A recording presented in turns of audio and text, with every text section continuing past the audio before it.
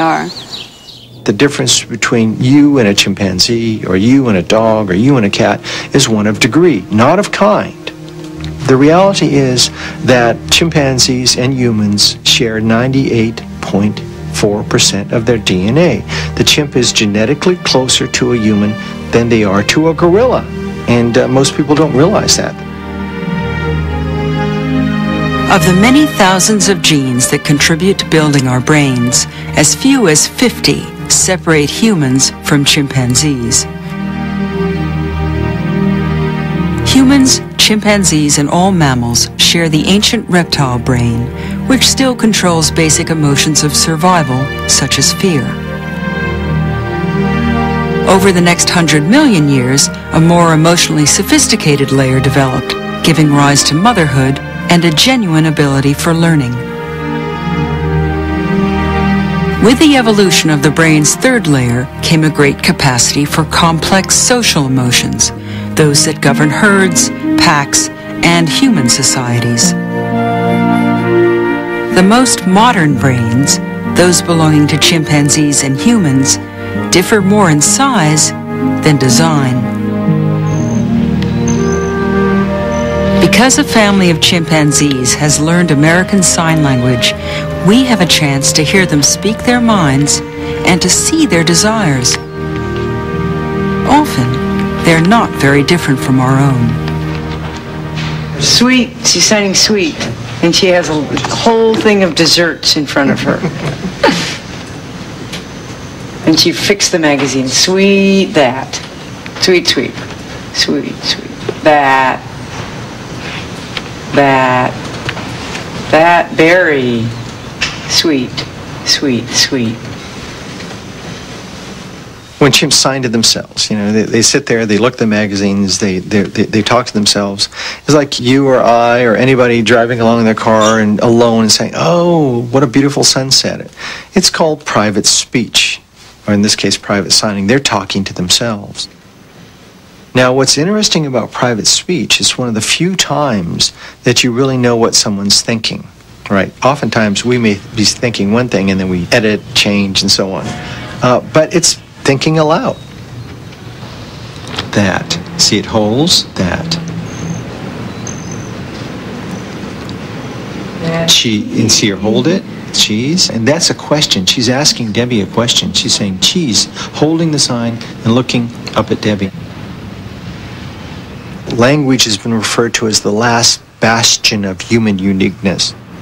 Their ability to acquire language, to speak with us, to use signs, basically they're saying Darwin's right. You can talk, we can talk. You can acquire language, guess what? We can acquire language. To really understand humans, we have to take others on their terms and look not at the differences, but the similarities as well.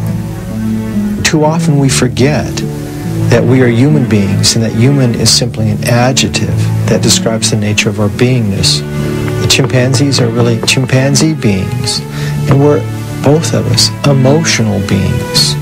That's how we form our bonds and our ties.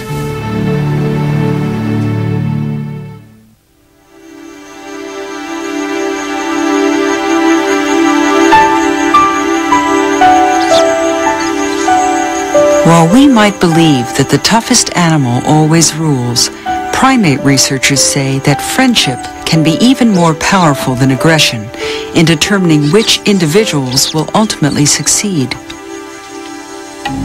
In Sri Lanka, natural history filmmakers witnessed the power of friendship firsthand while documenting a group of rhesus macaques known as the Temple Troop. Hegel had been the troop's leader for over 5 years. Usually the dominant male manages to lead a troop for only about 3 years, but Hegel was a kind father and a gentle mate. Ducci, a younger male, had his eye on Hegel's job. He'd have to fight him for it.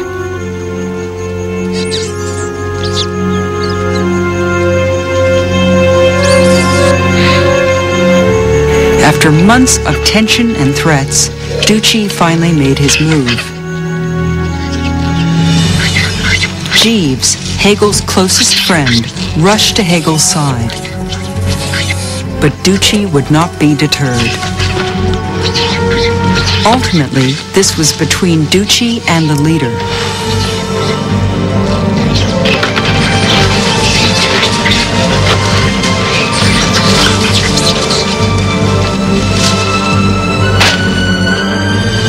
At battle's end, Hegel was left with severe wounds, which Jeeves gently tended.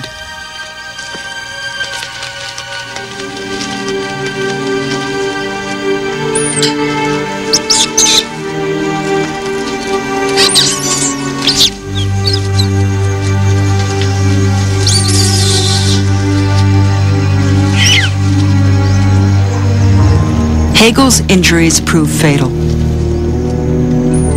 Each member of the temple troupe paid their tender respects to a fallen friend. Except for Ducci.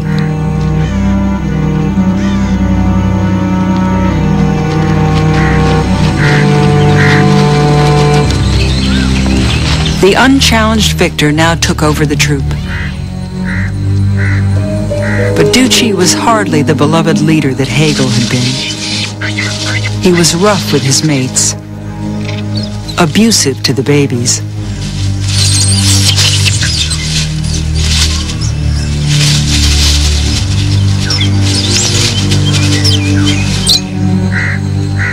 Then one day, the filmmakers found Ducci badly beaten and humbled.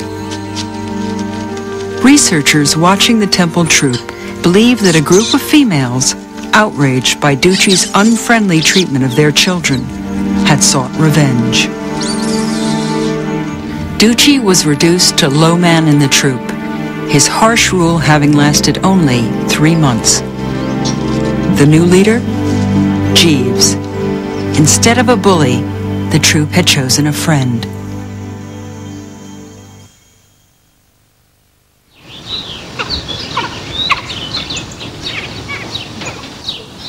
Primatologist Franz de Waal has been studying exchanges between chimpanzee friends.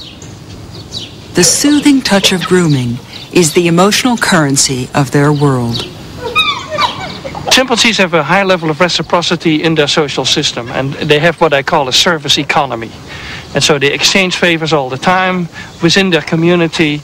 And I think this is one aspect of human morality that we very highly value in our own societies. We're very reciprocal beings, and we constantly think in terms of obligations and tit for tat. So I see a parallel. It's not really an economy the way we have, where we exchange money and stuff like that.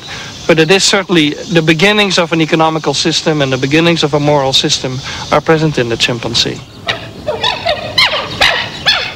In what they call a food test, researchers carefully watch the grooming habits of each member of the troupe. Good picture. Then they offer the chimpanzees their favorite food and track how grooming affects with whom they share.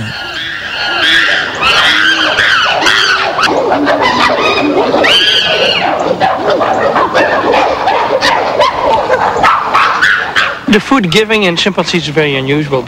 They have food, and they permit some of them to take food from them, and others they don't permit to do that. So it's passive sharing. They are particular about food sharing in the sense that they have certain friends that they do it a lot with, and certain friends that do it very little with. The experiment revealed that there is a reciprocal trading of grooming for food. An even more surprising result of the research is that the chimps are especially generous when groomed by someone who doesn't normally groom them. It's almost as if you taking notice. Oh, this is a very special moment here. I'm going to redo the favor. It's very hard to explain that sort of exchange without an emotion like gratitude. If more proof is needed that animals have the capacity for gratitude, Washoe is that proof, despite a life spent enduring the deprivations of captivity. Washoe and her family lived for 13 years in 4 rooms connected by overhead tunnels and one ground level tunnel that connected a very small room at the end of the hallway on the 3rd floor of the psychology building. Washoe's providers had wanted to give her and her family a better home, but it took years to plan, fund, and build. Then, as moving day approached, they wanted to assure the chimps that gaining a new home would not mean losing old friends. Washoe had moved twice before in her life, and those moves always involved leaving people behind. And so I created a videotape of what the new building looked like and videotaped Roger and Debbie and showed that, and signed to them when I showed it to them and said, look, this is your new home, and showed them some of the different things, had followed Roger through, and they were very interested. When the Chimpanzee and Human Communication Institute was finally ready, the chimps were moved at night. The next morning, Washoe's family woke in their new home.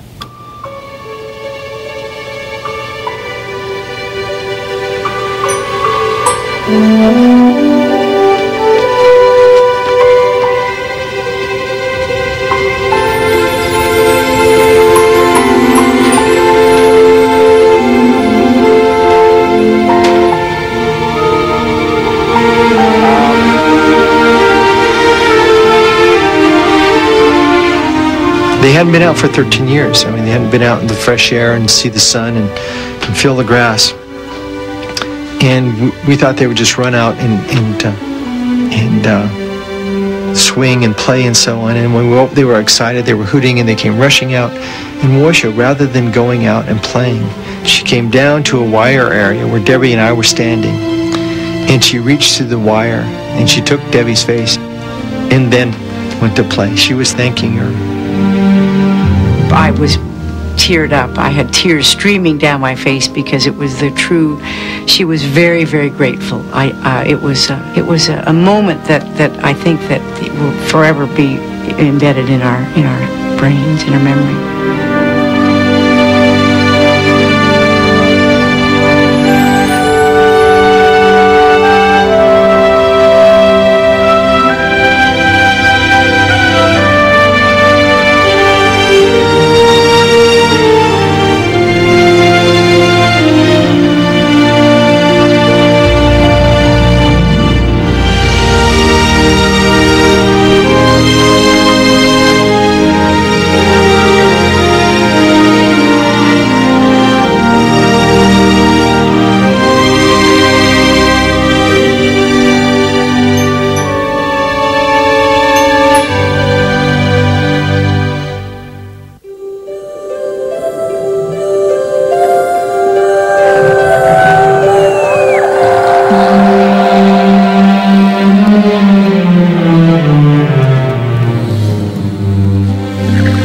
There's a friendship, even a kinship between some humans and animals that dissolves the barriers between us.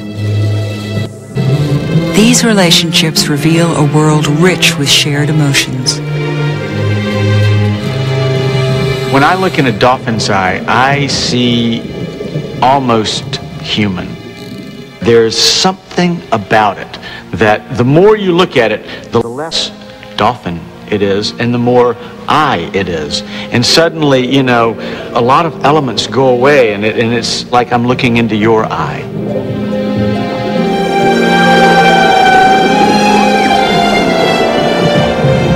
I feel there's something being communicated. Something's going back and forth. It isn't one way. Yeah, I'm looking at the dolphin, but the dolphin is looking at me. And chances are excellent that the dolphin, with its sonar and its eyes and its, its capabilities, knows a lot more about me than I know about it.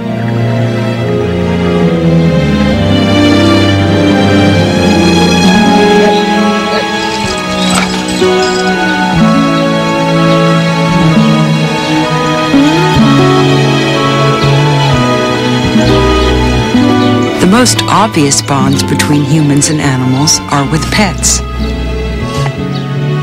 37 million Americans give their cats Christmas gifts. Of 60 million dogs living as pets in the United States, 10 million get to sleep on their humans' beds. 2 million dogs are served a special meal on their birthdays. Living so closely with our pets, we're highly attuned to each other's emotional states, but our bond goes further.